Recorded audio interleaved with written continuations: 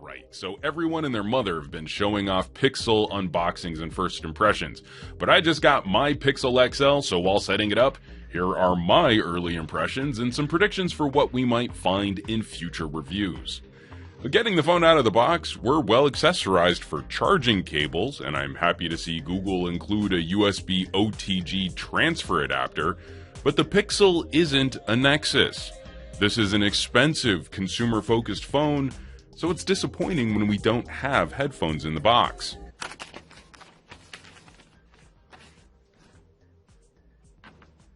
And the only time this phone has felt slow was during the very first boot. This playful animation is, well, playful, but it lasted long enough I was worried my unit might have arrived DOA.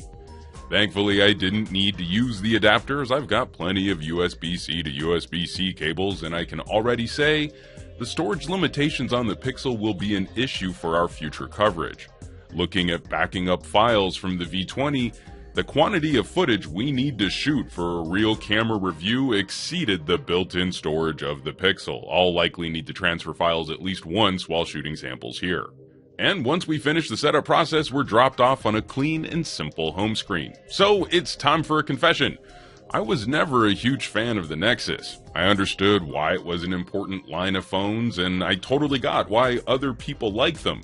But the idea of vanilla Android on vanilla hardware just never did it for me. Nothing against the 5X, it's a fine phone, but I'm really hoping the Pixel will be a more interesting home for my Project Fi sim. And for no good reason, here's a panning shot which doesn't really have anything to do with what I'm talking about. Now, many have already waxed poetically about the design.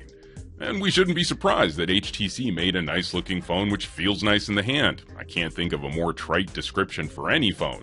Like there's some company looking to make gadgets which will slice your hands open when you hold them. But I digress. Getting back to the Pixel, I wasn't particularly digging the idea of the glass panel, and holding it, I'm still not particularly digging the idea of a glass panel, partly because of this edge on the transition. I know myself well enough to know that I'll absent-mindedly keep rubbing away at this seam until I get a case for it. The satin finish on this metal is so nice. I wish the whole phone were made out of that. And unlike glass, it does a remarkable job of hiding your fingerprints. And I'm usually not much bothered by forehead and chin bezels, but Google certainly went out of their way to call attention to them with a white front face.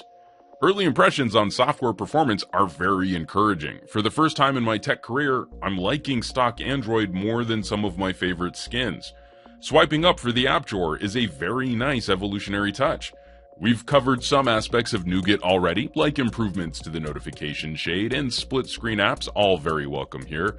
And we've seen some people criticize the Google tab up here.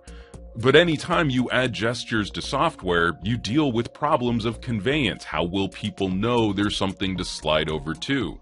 You don't need to hit this tab, but it tells you in a zoom-y kind of way that there's something over here. I'd like to see the same for long pressing on an app shortcut, as I feel iOS also lacks any indication for which apps support that interaction. One of the crown jewel features, Google Assistant, gives off a great first impression. This might actually prompt me to use voice search and controls more than on any previous phones we've tested in the past. And man, does this software scream.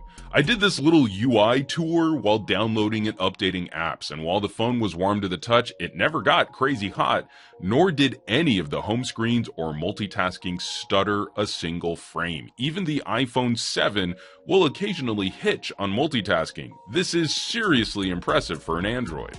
Unfortunately, the first listen on headphones I supplied, wasn't particularly impressive.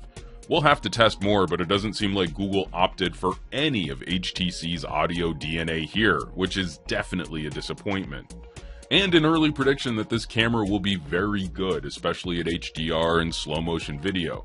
And I'm happy to see a bit more control over settings like exposure and white balance, but I'll likely not be declaring it the best camera of the year. It's pretty easy getting it to show that halo ring flare, and I'll be curious to see how Google addresses a hardware issue with a software fix. And that's about where we should leave things off for now. When viewed as the first step in a new platform for Google, there's a lot to like out of the box. You'll go a long way with us when you champion optimization, performance, and support. But we are concerned about the ramifications of trying to make a soft, friendly, high-cost all-rounder in such a competitive phone market. It's not enough to say it'll outsell any Nexus ever made. You don't need to be a genius to make that prediction. But we're all curious to see if Google has landed the right combination of hardware and software to make serious progress in a saturated sales environment.